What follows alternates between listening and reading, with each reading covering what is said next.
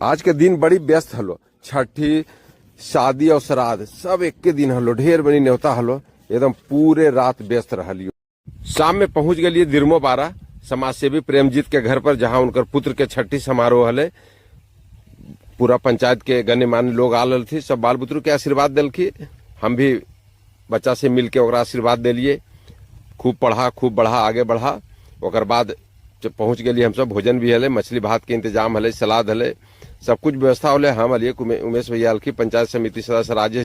जैसे ही कुंजेला पहुंचलिए, दू लड़की के यहाँ ब्याह हले। बुद्ध स्मृति चौक पर तो पूरा स्पेशल नजारा एकदम हले, जोग मंगाए के रस्म हले, खूब डांस उन्स हो रहे, देख लो अपने नजारा।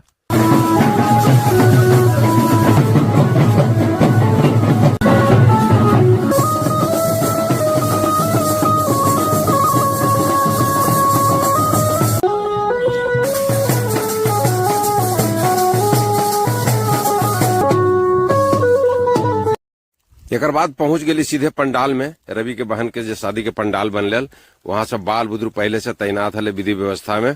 हम भी पहुंच गए, बहुत अच्छा सेल्फी पॉइंट हले, पंकज के साथ मिलके वो सेल्फी खिंचवैलिए, बहुत शानदार एकदम सजावट भी एकदम मस्त हले, देखते बन रहे।